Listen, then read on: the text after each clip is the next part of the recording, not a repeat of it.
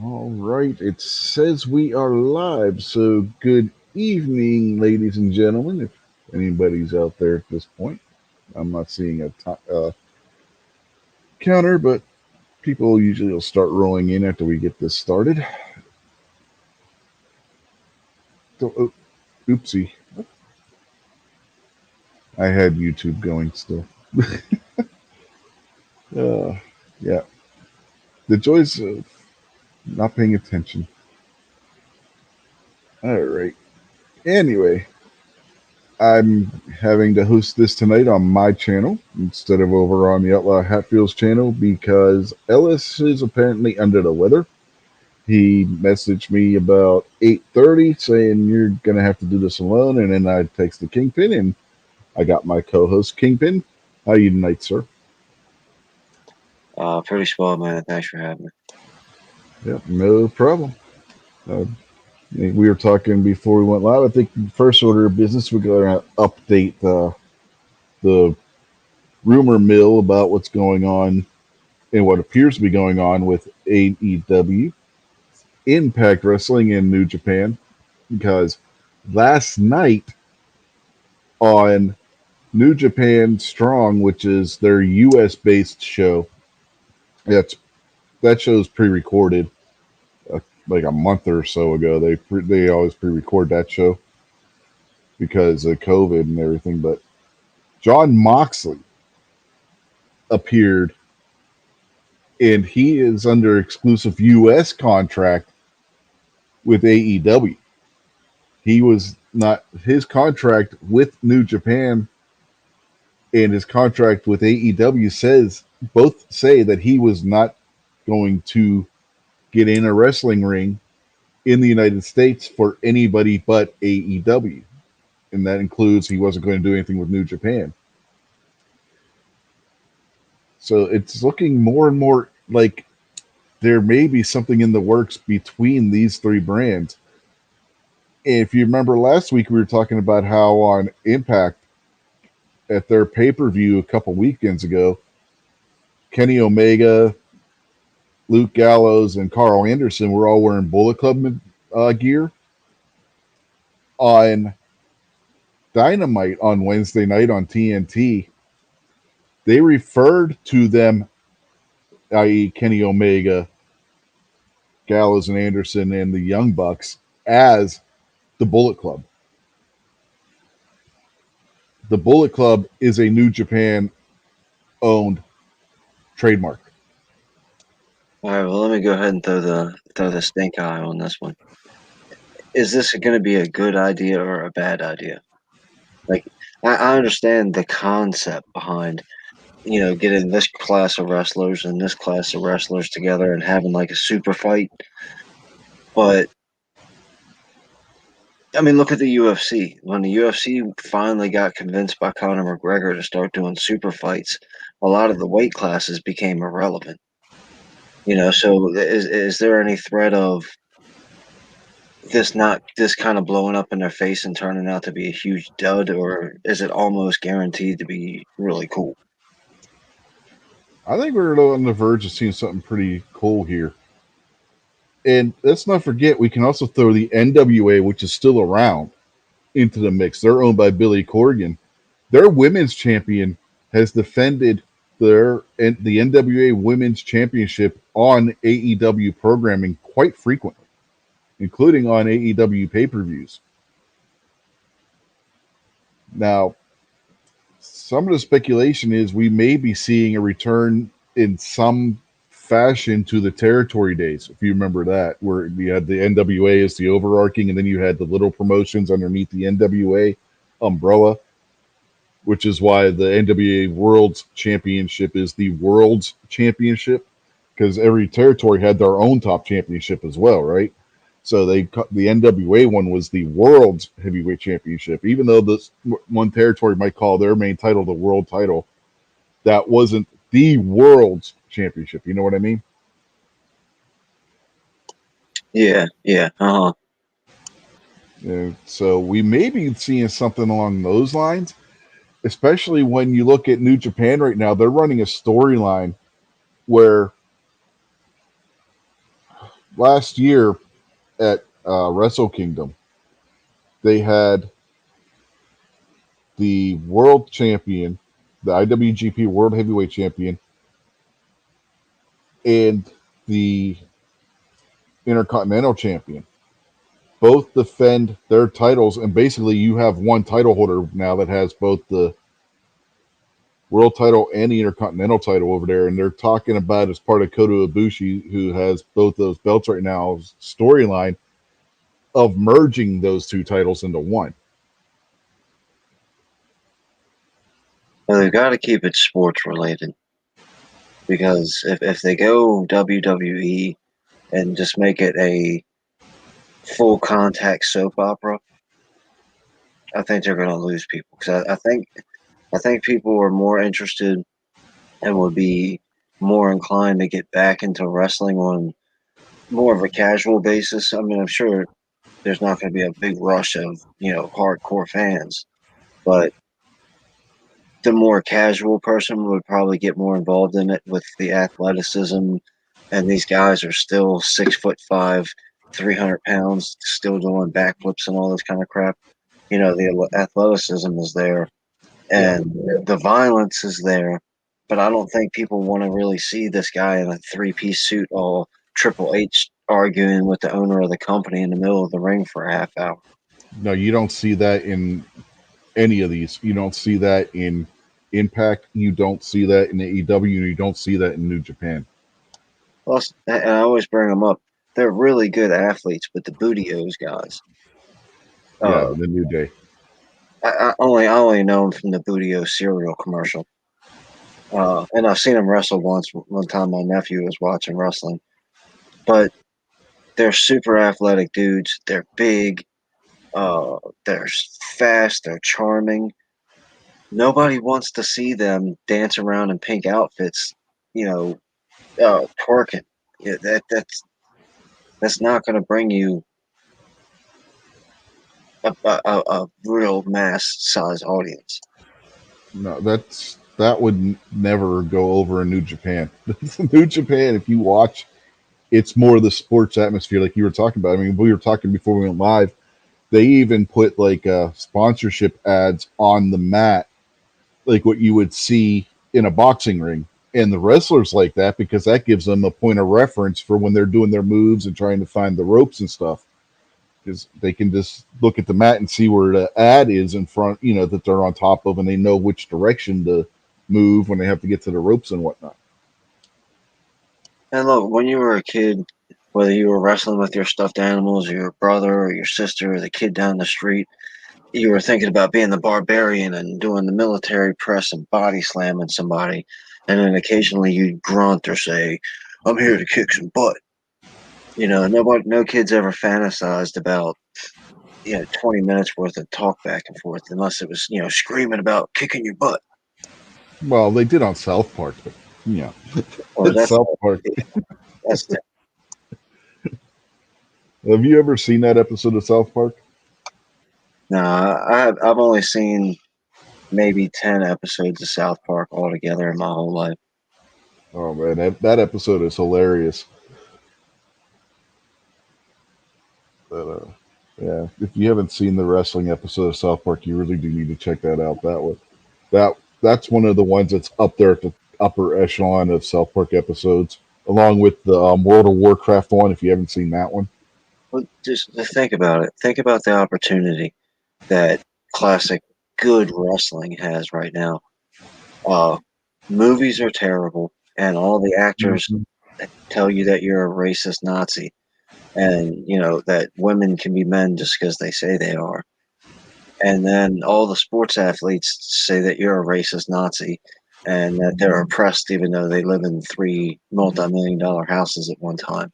So wrestling could come in and just shut up and wrestle and make a killing. Yeah, that's another thing that's good about AEW.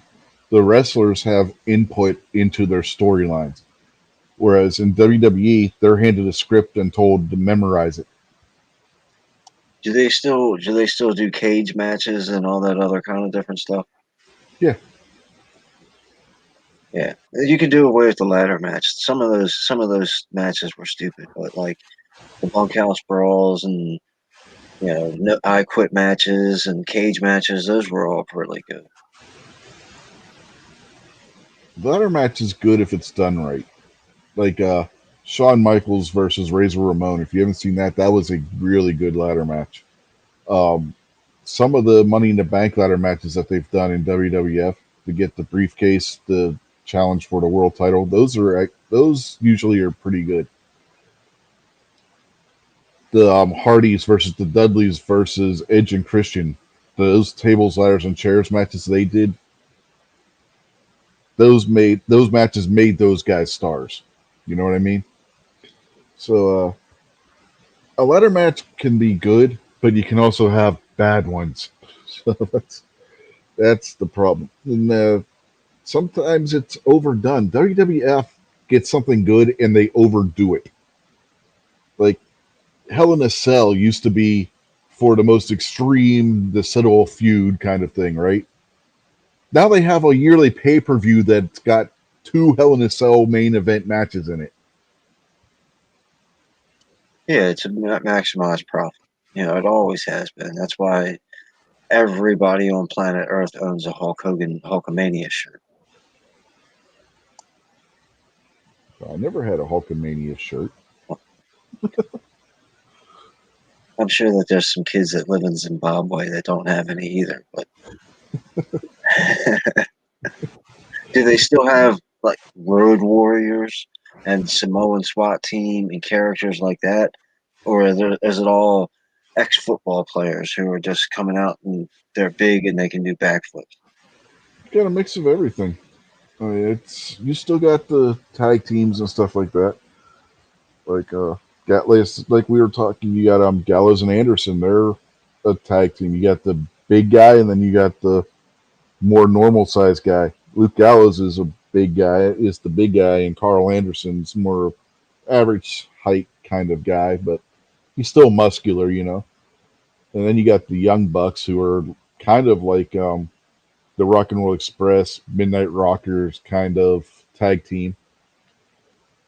You know, and then you got the Dark Order, which is a whole stable kind of based around being a cult kind of thing.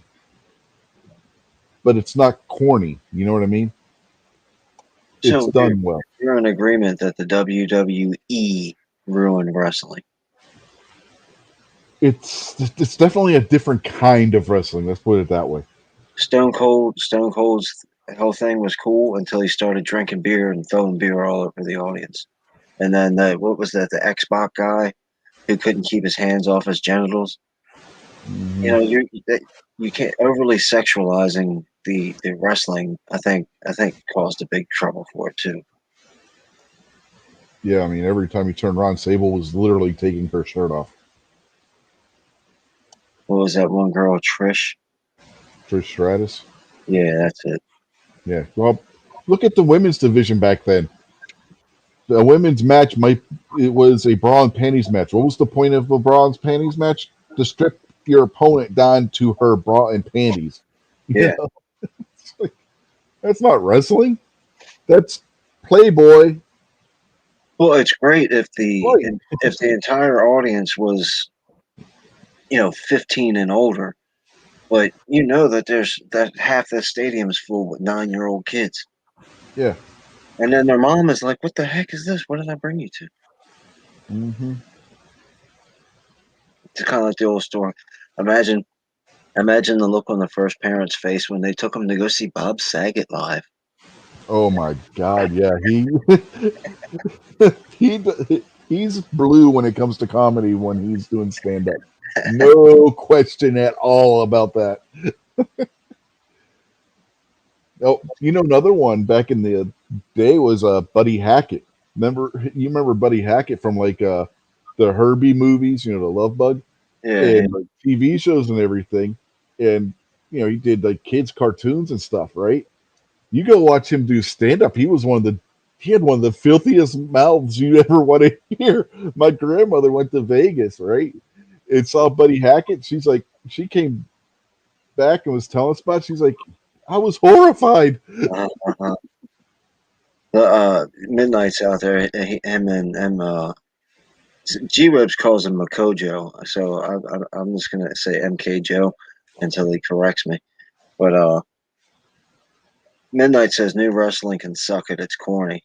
And then going back to you're talking about the women's division. Where's Fabulous Moolah? You know, Oh, good Lord. You want to talk about a bad person? Mula was a bad person. She literally would prostitute out the women's wrestlers when she was running the women's division to guys to get promotion for Vince Sr. well, see, I don't know anything about that. All I knew Yeah. was her and Wendy Richter would wrestle all the time. Yeah, that's Mula was not a good person. That all came out after she died. And they were going to do a Fabulous Moolah memorial uh, battle royal, kind of like they do for Andre the Giant at WrestleMania the one year. And there was such backlash, they changed the name and trashed the trophy and came out with a different trophy because after she died and her all her personal effects and everything, her writings, her journals, and all that stuff became public. And yeah, she was not a good person whatsoever. Two Live Moolah is in the crowd.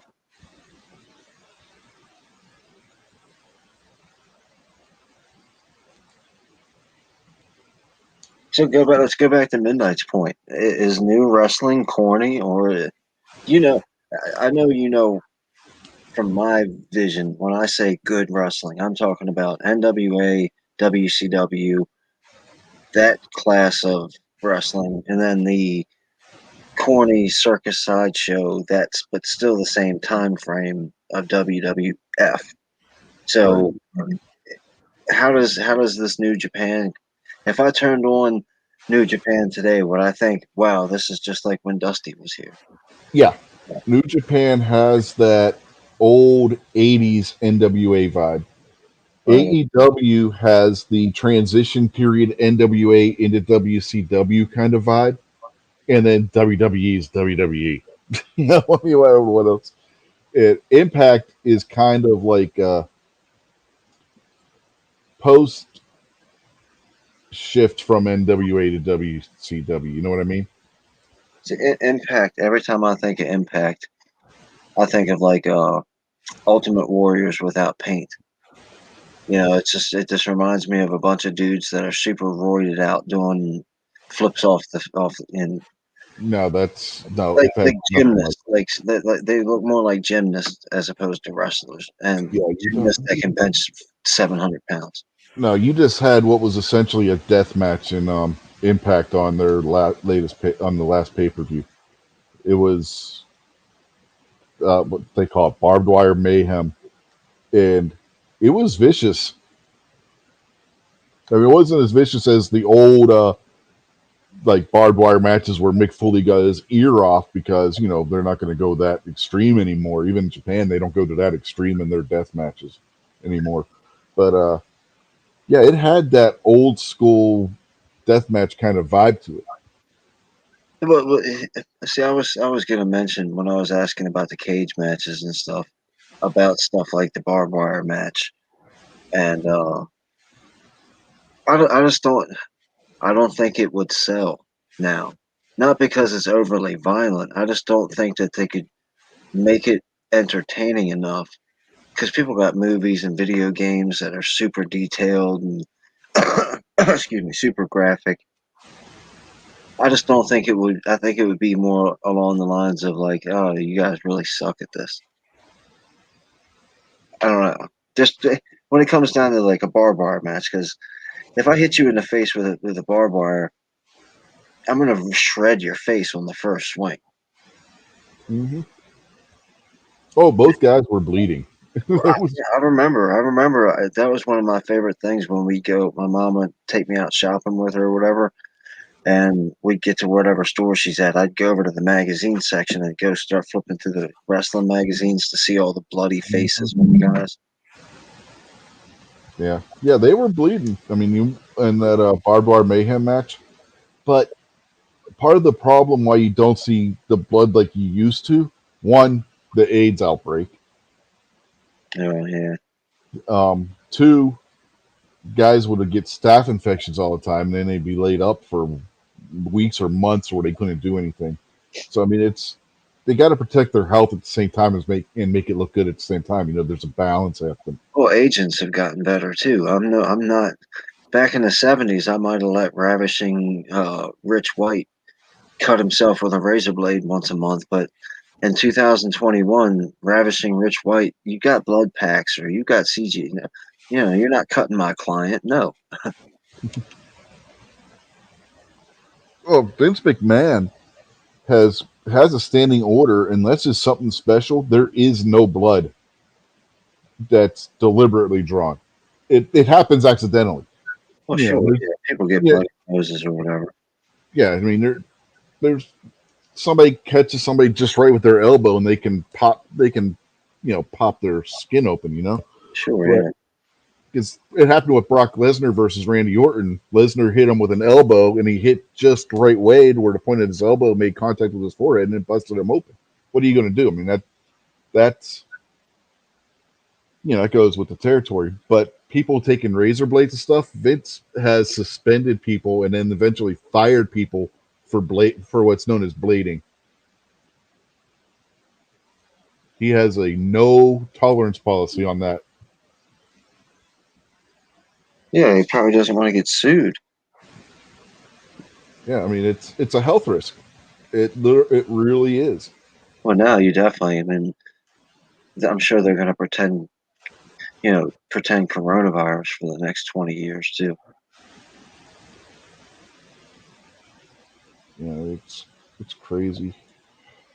I mean, you got speaking of that, I'm still trying to figure out how New Japan can have arenas which are half to three quarters full, and yet over here WWE has TV screens with fans on them instead of people actually there watching.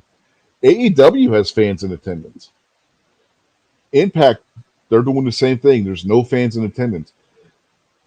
Now, you gotta cut in New Japan some slack on theirs because their US operation is based in California. And with California's lockdown, they can't have fans because it violates the law there. But AEW and WWE are both based in Florida. One has fans in attendance, the other doesn't. Why?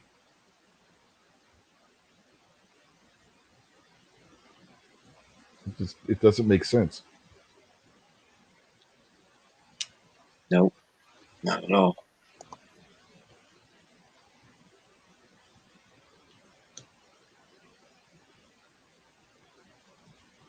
They're out there making puns of Thunderdome now.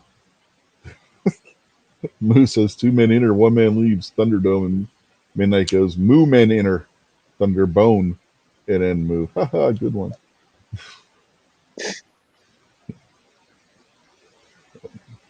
But I've yet.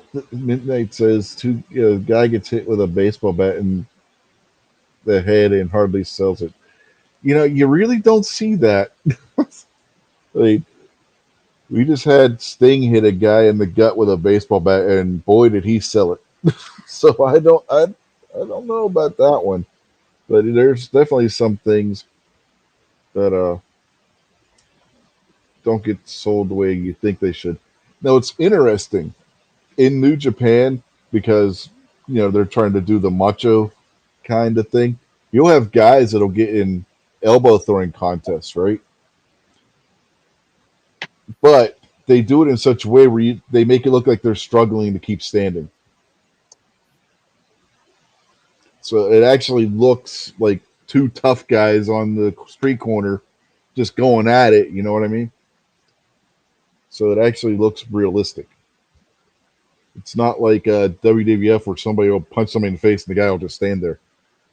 It's not that kind of situation. It it just looks more like almost like a boxing match. How they'll be punching each other and they have to wear each other down, kind of thing.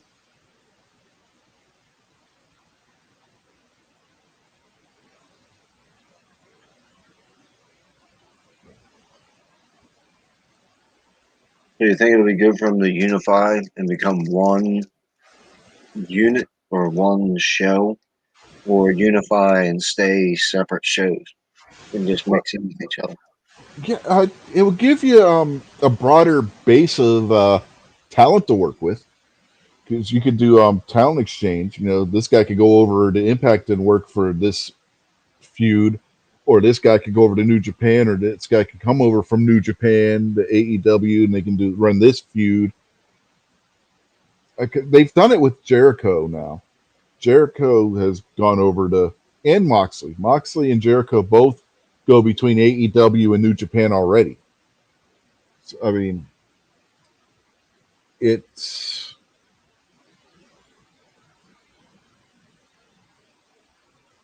uh, Cornette. Cornette, dude. Here's what you got. Midnight. Don't listen to Cornette. I'm telling you that right now. If you listen to Cornette, it's the end of the world for professional wrestling. Cornette's got his hat shoved so far up the ass of the 1980s, it's not even funny. But Midnight's point strengthens my point from earlier. You couldn't have the baseball bat wrapped in barbed wire now and hit somebody with it more than once and not have that basically shred that person up, because everybody in the stands is going to be like, this is stupid. Yeah, they just But did that barbed wire mayhem match on Impact. you could go Sammy back Callahan to, had a barbed wire wrap bat. He hit Eddie Kingston in the gut with it. No, Eddie Edwards, excuse me. Eddie Kingston's in AEW. And he had cuts on his belly from where he got hit with the bat. That's the match that Cornette was bitching about. Cornette has his head shoved so far up the ass in the 80s that he doesn't know what he's actually watching at this point. but Cornette is not a reliable source. you can stick with the steel chairs or the hitting them with the championship belt or hitting them with the cowbell or even hitting them with a 2x4 and putting them to sleep or whatever, because you can make it look super realistic. The chair makes a noise, it bends, it dents. But some of the stuff, I don't know. I think the technology and the expectation of people. I mean, look at the Transformers movie. If a bomb doesn't go off every 30 seconds, then nobody wants to go watch it. You know, I used to listen to Cornette's podcast, you know, because one thing Cornette is, he's a good storyteller. When he tells the stories about what was going on backstage in the 80s and with him and the Midnight Express and their matches against the Rock and Roll Express or the Road Warriors and that kind of thing, that's worth listening to. When he starts going on his rants about what's going on in AEW or New Japan or Impact, tune him out. Literally, just tune the guy out. He's not with it when it comes to that kind of stuff anymore. He is a bitter old man who can't take not being in the limelight when it comes to professional wrestling. And he's going to poo poo and bitch and moan and groan about everything that anybody else is doing because he's not involved in it.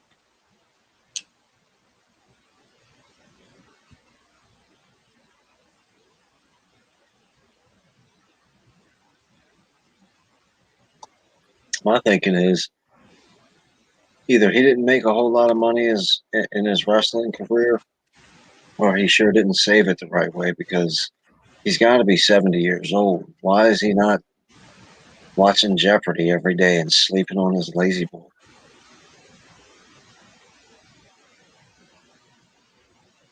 No, it's not everybody from before 2000 that's saying this, and it's not everybody that's on the payroll. Cornette is the main detractor of what's going on right now. If you listen to other guys like Kevin Sullivan, it before he got in and was in AEW, Jake Roberts, and you know some of the other older guys, Arn Anderson, before he got back to work in the business, working for AEW. You know, and the only other guy that's like Cornette is Ole Anderson, and that guy is bitter. He's been bitter since he lost his company in the '80s to Vince McMahon, Georgia Professional Wrestling. So I mean, that yeah, you got bitter old men, but it's not everybody. It's a couple of guys with loud mouths.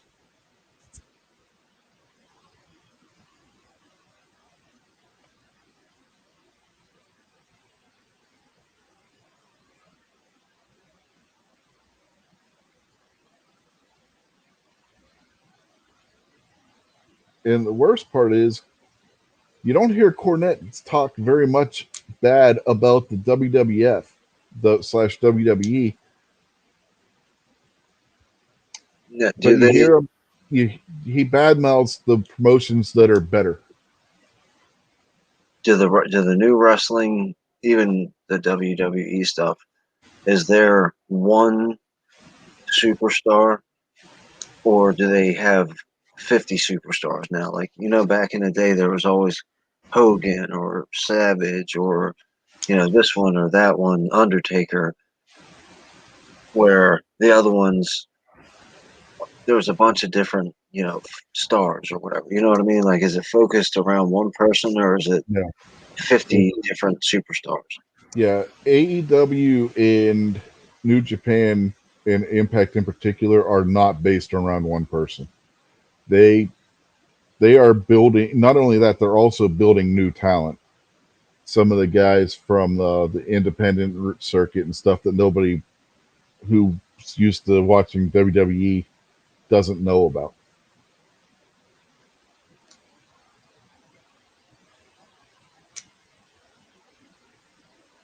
But yeah, so you got a lot of new up and coming people being promoted. What's this? I guess we'll stir the pot back up. Midnight says something about Jake Roberts. And what's a no selling bitches wrestling? What's that? What's he mean? He's talking about people like that get hit with a move and then they stand right back up again. Oh, selling as you mean, selling it like, ow, you just hurt me and making it look Yeah, good. Okay. yeah. When you get hit with a move, you sell it to make the move look good, Mm-hmm. basically. But Yeah. but what Roberts was talking about wasn't what they're doing in AEW.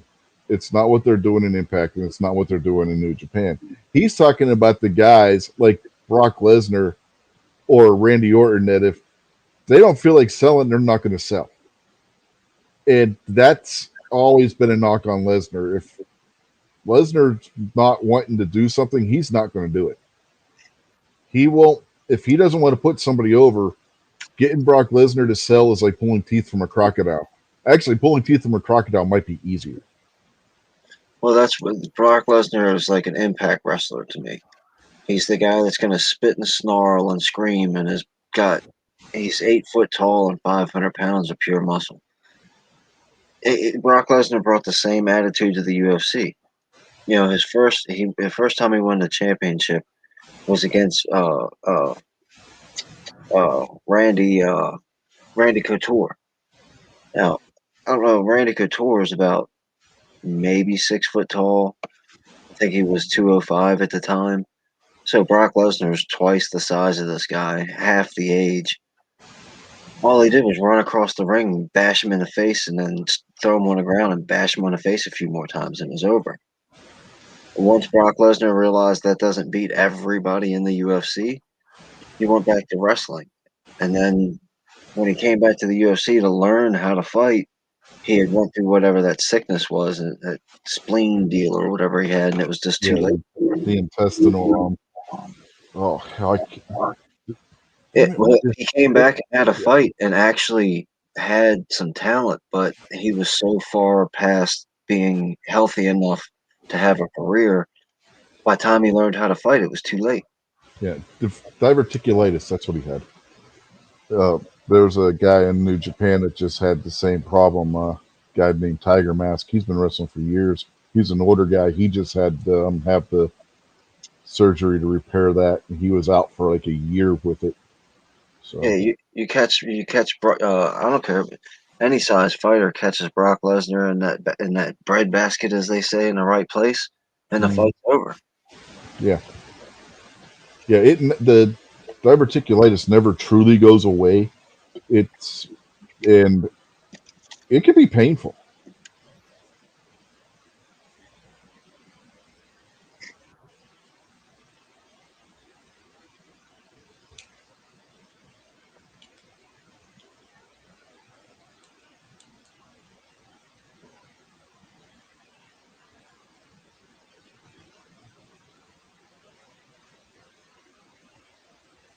I don't know. I don't know if I agree that Foley was the best underdog ever.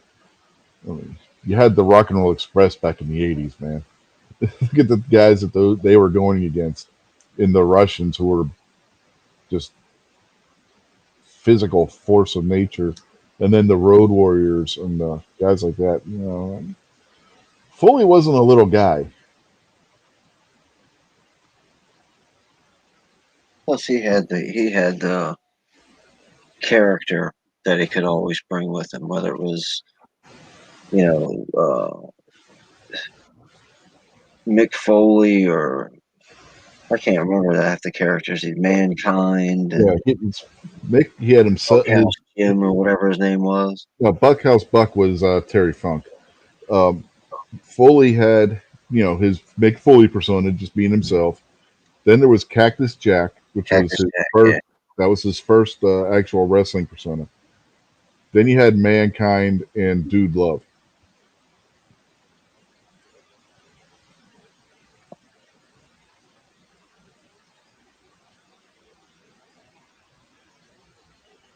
Yeah, I mean, I think that's Midnight's making a good point of why Foley was so popular is because it was like the drunk dude at the end of the bar. Now, see, I don't see Foley that way. If Well, you, open your eyes. He looks like a drunk dude at the end of the bar. Is what we're he talking looks like a crazy guy. about. That's what usually the drunk at the end of the bar is. I The don't. guy. That's Yeah, why he's but I don't at see the the end of the crazy bar. guy on the street corner mumbling to himself as the underdog. I'm Well, sorry, I don't see Mick Foley in the underdog role. I didn't say he was the underdog. No, Midnight. but no, that's what Midnight's saying Well, Midnight's an idiot. Why are we listening to him anyway? because you said to. Oh, sorry, my bad. Sorry, Midnight. You're a great dude. No, but I think the everyman, like you said there, was a little bit more. And then of course the Cactus Jack and the whole crazy eye thing that sold because he was like the crazy wino like you're talking about. I mean, if you look at every one of his personas except for when he's being himself, they were all mental. Every one of his personas.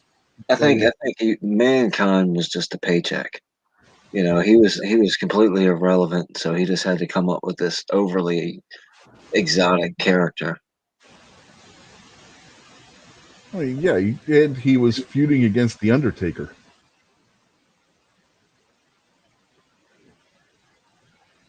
which is another gimmick that I never bought into.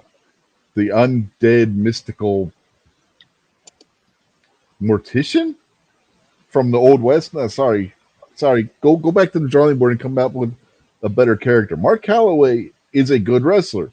The Undertaker was not a good gimmick. I don't know how he managed to make this work for going on 30 years, but good God Almighty, that no, I never bought into that gimmick. Yeah, it was pretty interesting at first, especially the first time he came out. When all the lights were out and he was inside the casket and all that kind of crap. That was catchy. But like I said, remember it's the WWE or F or whatever, so it's the big stupid Hollywood drama. That's exactly what they were for. Yeah, it's like Bray Wyatt's gimmick right now, the Fiend. He's a Mr. Rogers talk show host who turns into a demon, and wears a mask designed by Tom Savini. You know who Tom Savini is? The guy Uh, that did the zombie makeup for the original Night of the Living Dead and the whole George Romero films and everything. And Dust to Dawn. Remember the guy that had the cod piece that was the double cylinder revolver? right. That was Tom Savini. the biggest problem I think that they were going to have with the Undertaker is how long is his career going to last for him to be invincible? Is he going to have 10,000 victories? Is he going to have 5,000 victories? 100 victories? Like Good how many? Lord. Here they did a retirement match for the Undertaker, and they're already talking about bringing him back again. He when he lost to Roman Reigns at WrestleMania a few years ago, he folded his coat up, sat his hat on top of it, and walked away. That's usually when you see that in a wrestling match where somebody does that with their gear, they're retired at that point, right? And he came back after that. I don't think the Undertaker is ever going to be allowed to retire until he's in the grave. I liked him as Mean Mark Callis as a part of the Twin Towers or whatever. Him and Sid Vicious. Yeah.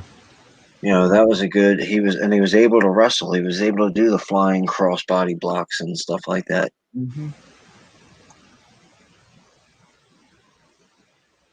Yeah, that's what I'm saying. Mark Calloway is a good wrestler.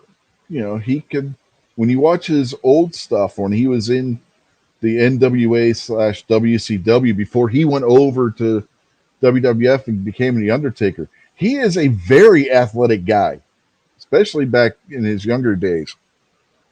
I mean, it's not easy to balance yourself and walk a tightrope act in a wrestling ring. You know, there's only a couple of guys that have ever done it. Skyscrapers, not Twin Towers. The Yeah, wrestling, the tag team is the skyscraper. yeah,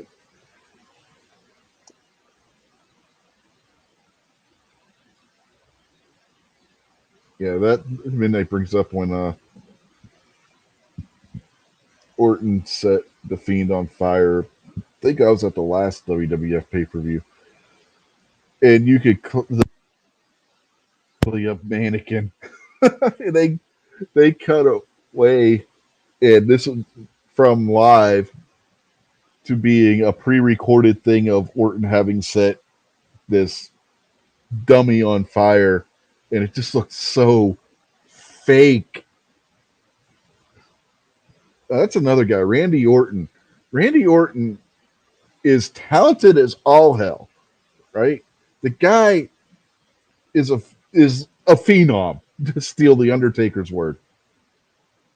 He just doesn't give a shit at times.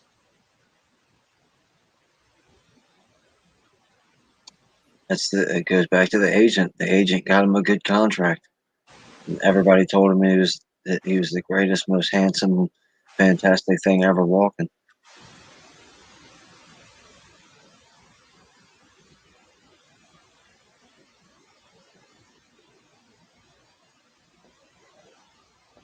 Ooh, sorry, yawning. Been a long day. Had to get up and go get blood work this morning. Walked over to the hospital to get the blood work done at about 6 o'clock this morning, and it was all of 14 degrees outside.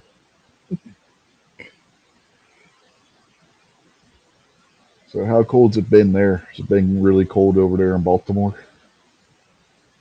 I'm looking at the weather right now. It's 28 degrees now. And it's supposed to start snowing at like 6.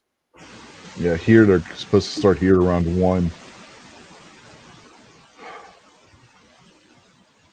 So I'll spend the next couple of days pushing snow. Yeah. It's, remember earlier we were talking about how she was saying that she was going to go to work, and so she's still saying it.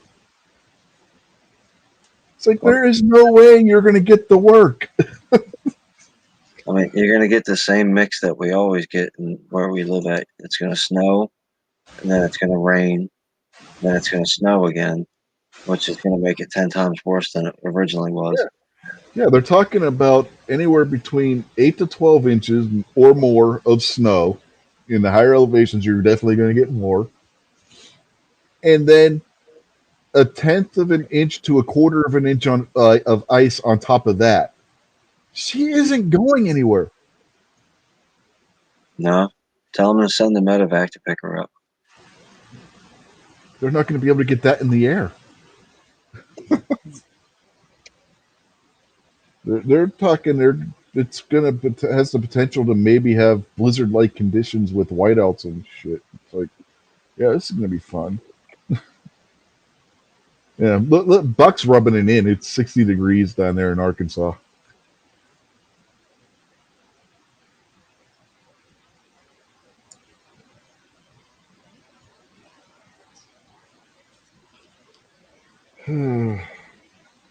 Yeah, I wish it was 60 degrees. It would have made having to walk over there to there a lot better, you know. I wish it was 80 degrees. Hey, right now, considering how temperature it's been, 60's looking pretty good.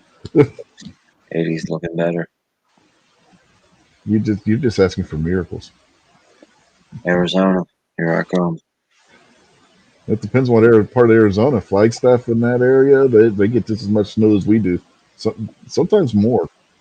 I'm going to wherever Death Valley's at. That's in California. That's where Yeah, I'm that's in California. Do you really want to go from Maryland to a state that might be worse? Well, that's what I was saying. I'll just stick with Arizona. I'll find the hottest spot in Arizona. That'll be down towards the Mexican border, Tucson area. Tango al gato los pantalones. I speak good Spanish. Okay. Well, we got a question. We got a wrestling question up there. Uh, MKJO wants to know if New Japan isn't on Access anymore. Okay, right now it's not, but they just re-signed a contract where it's going to be coming back on to Access. I don't know when. I don't. So just keep an eye on your TV listings, and it should be coming back on within like a month if I remember right. So just keep an eye on it. And you can what? also get the New Japan World streaming service, which is like $9.90 a month on average because they convert it from yen to dollars when they charge you. And I have that.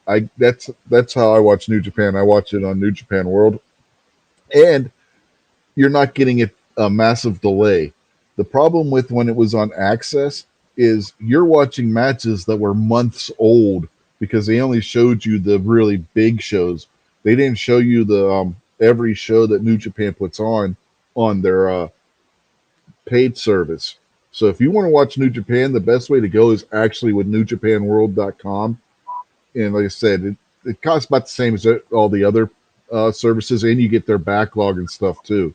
So you can always go back and watch stuff that you may not have seen, like Shinsuke Nakamura challenging uh, Hiroshi Tanahashi for the IWGP World Heavyweight Title, or Tenzan, him challenging Tenzan, I believe, for the title at one point. They were talking about in one of the matches that happened earlier today. So yeah, they got. You can go back and watch all the classic stuff. You can watch the old Brock Lesnar matches from when he was the IWGP title holder, or even Hulk Hogan before he signed with WCW when he first left WWF and went over to Japan for a brief period before signing with WCW. You can go watch those. There's a lot of. And by the way, Hulk Hogan in New Japan was a lot different than Hulk Hogan in WWF. So you can go watch all that kind of stuff over there too on their paid service. I highly recommend their paid service.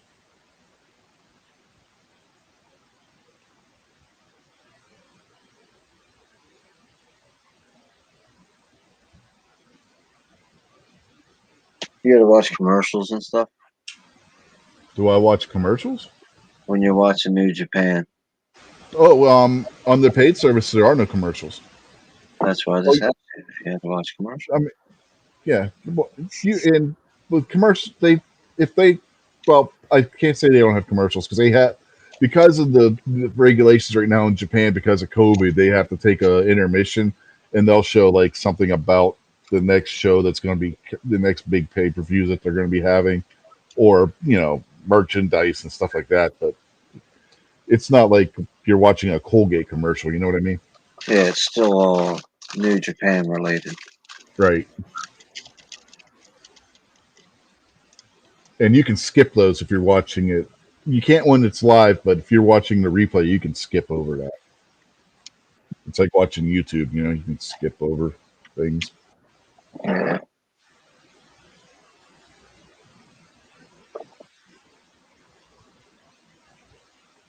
So yeah, if you can afford the $10 a month, yeah, that would be the way I would go for watching New Japan. Because like I said, you're watching when COVID first hit and New Japan came back and started doing their shows because in the Japan they did a full lockdown, so that New Japan had to shut down for a couple months. But when they came back, they didn't have the English commentator live right away. The English commentator was always on a delay of a couple of days because the English commentators were in the United States. Kevin Kelly lives in Pennsylvania. He's their main commentator. So when they were doing the live shows, doing it live, you only had Japanese commentary, and then a couple of days later, sometimes up to a week, depending on how they were able to get the connections and everything, and if they were having technical issues with doing it, because he would record it at his house in his studio, and then send it over to them, and then they'd have to sync up the video and everything, you know. So you would have sometimes they would run into technical issue which would delay it, but now since they've eased up their lockdown over there, you just go into quarantine for a couple of days and then you can go right back, then you can do whatever. He's actually over in Japan now doing live commentary. So they're back to the Japanese commentary is live and you're not going to miss anything.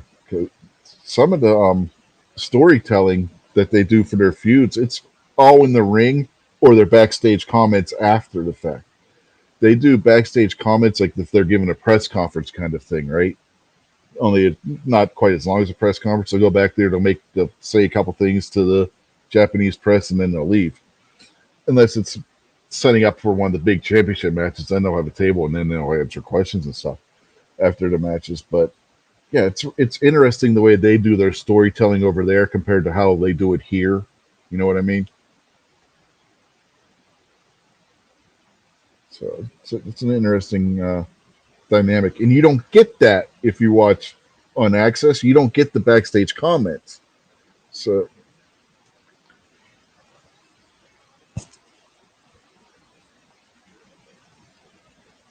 that's one of the things I found out How from. often do they wrestle? Like, how often is there an event?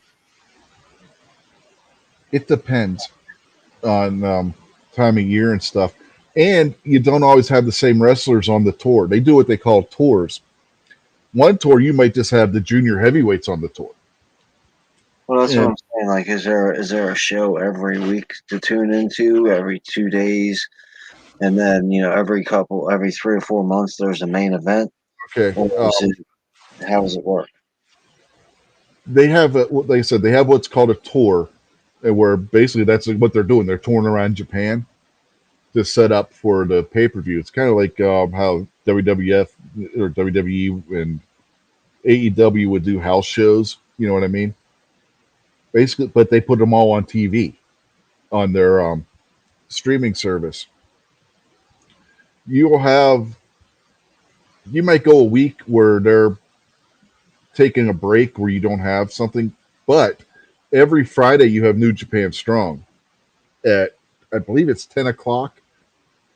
It premieres over on their network at 10 o'clock every week. Which, by the way, I don't know if Access is going to have that show either. So that's another aspect if you want that makes the network better, the NewJapanWorld.com better than if you're just watching it on Access. So anyway, you'll have the tours. They'll take time off, to recuperate and stuff. But there's always something going on with New Japan. Like if they're doing the Best of Super Juniors tournament, it's just the junior heavyweights, and you get some really athletic wrestling men. Because that's like remember the old cruiserweight division that was in WCW? That's basically what the junior heavyweights are. It's that type of division.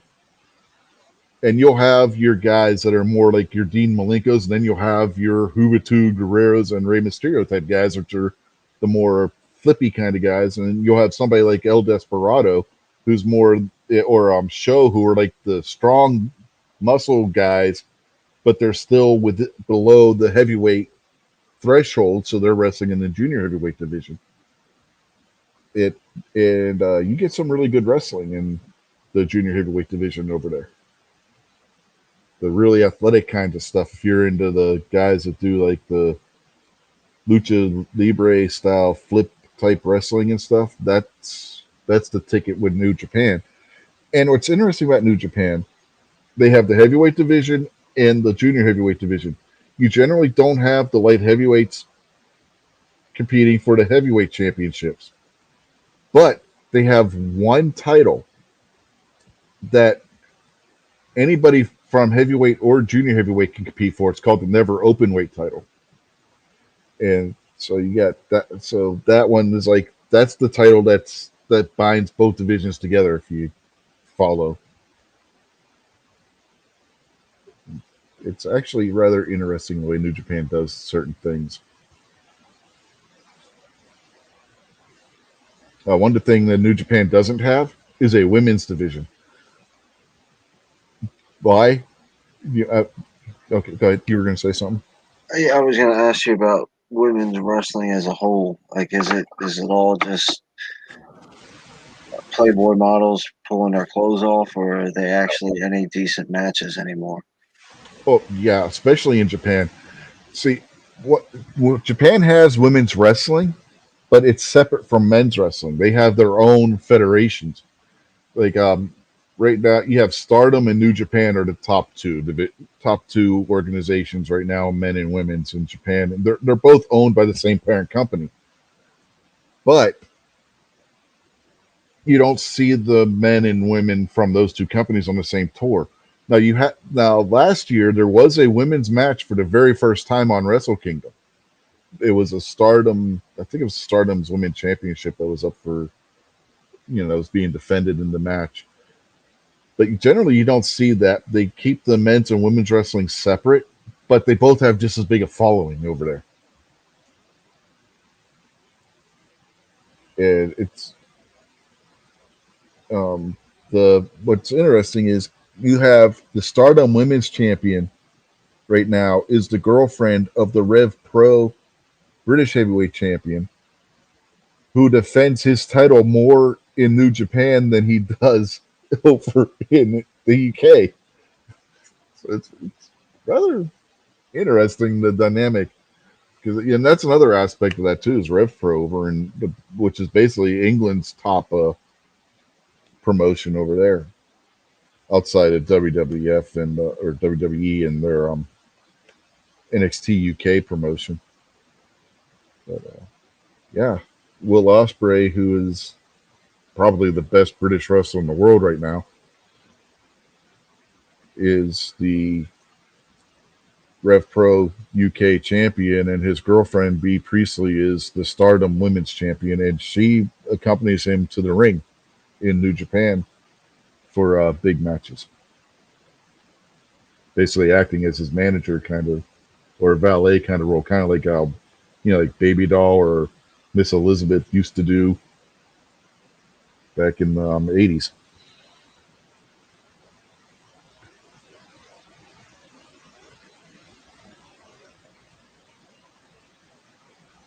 Yeah. Do they have managers and people ringside like they used to? Yeah, you'll have people ringside, like Bullet Club. You have Gato, who actually is the head booker for New Japan, and Jado, who is his former tag team partner. They're basically like managers while still competing for the Bullet Club. So yeah, you still they have managerial type over there. Tenzan, who's still competing as a wrestler, also has been acting as basically like a manager or a coach for this guy calling himself Master Watto. I think this guy's got the corniest name ever. The full name of this guy is the way to the Grand Master, Master Watto. It's like, who came up with this name? It's like the corniest thing ever.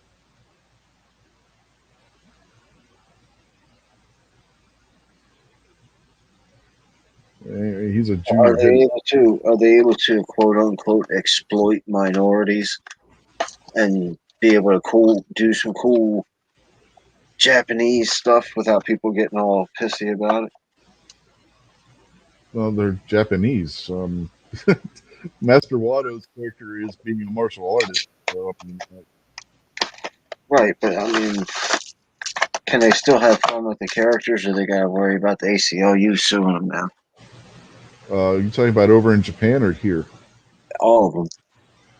Well, Japan, they do whatever they want because, I mean, it's Japan. It's just, they are the Japanese. So, but you do get, like, Master Watto, he's a martial arts guy, you know? So, of course, he's going to be the over the top kind of martial arts guy, but it's still more realistic kind of martial arts at the same time. Um, what else? I'm trying, but yeah, there's a line that you have to adhere to, you know, or else you're going to face backlash, which is a sad if you think about it, because a lot of the things they used to do, they probably couldn't get away with today. But yeah, it's just the way it is now.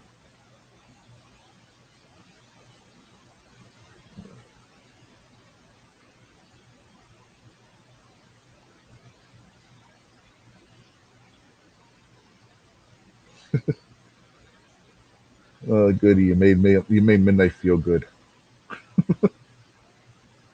That's good. He deserves it.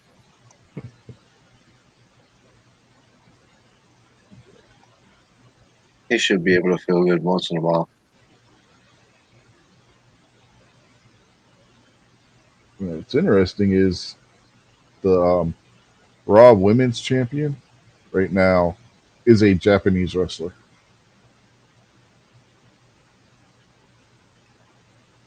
Though she's a far cry from what she was over in Japan. They've really, she's a far cry from what she was in NXT, to be honest. See, that's another aspect of WWE. There's two different branches of WWE right now. You got NXT, and then you have what they call the main roster. And then the main roster even splits into two sections because you have Raw and then you have SmackDown, which is supposed to be their own two separate brands, right? It's crazy. But NXT is kind of like the old NWA stuff too, because that's the kind of stuff that Triple H likes, and he's the one that runs NXT. Me and Ellis have talked about this before. NXT, the way NXT is now, was developed by Triple H and Dusty Rhodes before Dusty passed away. And Triple H just ran with it, one, out of respect for Dusty. Dusty was along with Ric Flair, was one of Triple H's heroes when he was younger. And the fact that that's the kind of wrestling that Triple H likes. If you look at SmackDown, there's a lot of aspects of NWA/WCW in SmackDown's writing compared to Raw's. They're literally, you got two different programs, and SmackDown is the better product of the two right now. I thought that was a terrible idea to have the two separate, same companies but separate. Whatever nonsense they decided the SmackDown and Raw is. My take on it was Monday Night Raw was soap opera, and then every once in a while SmackDown you'd see some matches. Here's why they did it though. What was their main competition when they did it?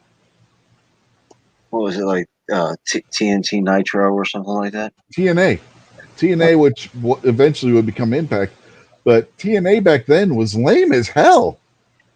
I mean, you had one of their storylines was a guy called Shark Boy who was a masked wrestler that wore a mask that looked like a shark's face, basically, going home and every member of his family dressed that way at home. It was the lamest and that was one of the mildest things that they did that was stupid. Damn,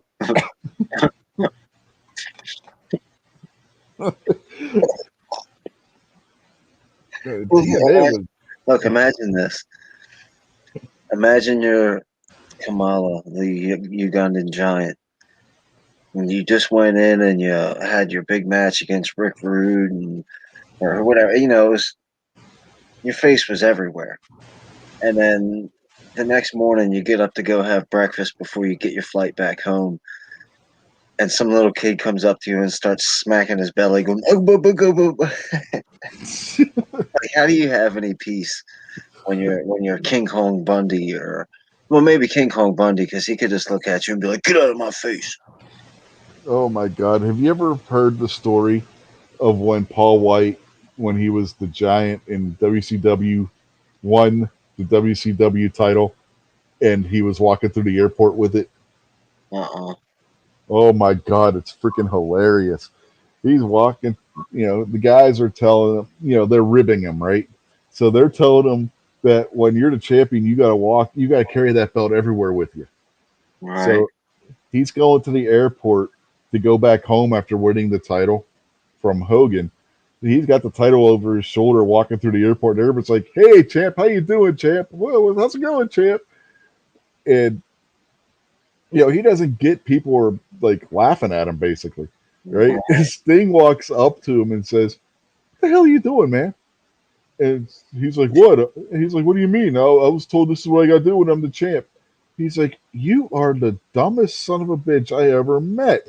They are messing with you, man. No, you don't put that in your suitcase, you freaking idiot."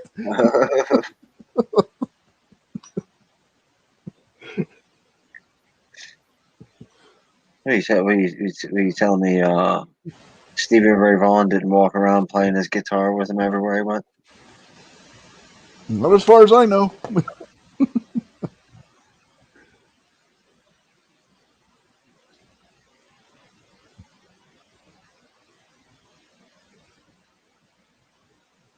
Oh my God. You see our Midnight Road out there?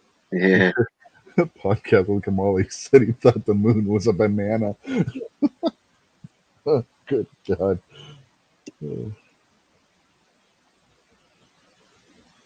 Yeah, I mean,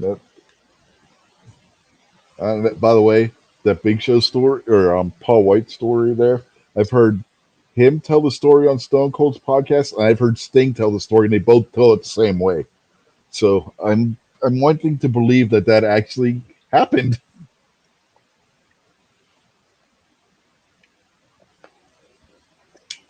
Well, Mr. Rich White, this has been fun. I gotta get ready and go to bed. I gotta work for Yeah. for the next couple of days, probably.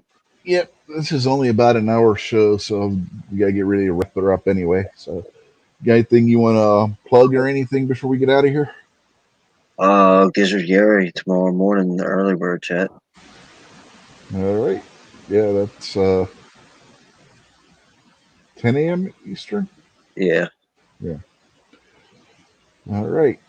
And tomorrow night we'll be having This Week Unloaded on the Unloaded Media channel at around 8:30 p.m. And before you go over and watch that, you can watch Foreign and Domestic, usually on Crazy Scotsman's channel, unless he's got to work or something. And then if it's not there, then it'll be over on Alan B Pro's channel. And if it's not there, you might find it on Bald and Curious's channel. So just keep an eye out. But that'll be at 7 Eastern on some channel somewhere. Somebody will be doing something. And I believe there was one weekend where it was Mario that was hosting something in place of it. So just keep an eye out. You'll find something at 7 o'clock somewhere from one of those guys. Anyway, so all right. When I guess on we that shouldn't forget about pancakes. Yeah. Oh, yeah. Can't forget about pancakes. That'll be after my show on the Midnight Channel. The closer, Oh, whoosh.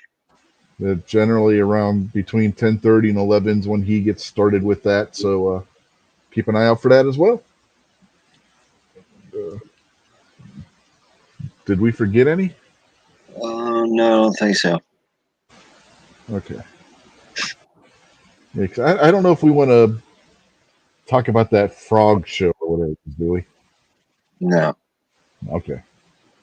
So on that note, we will see you tomorrow night back here on this channel at 8:30 p.m. for This Week Unloaded. Have a good night, folks.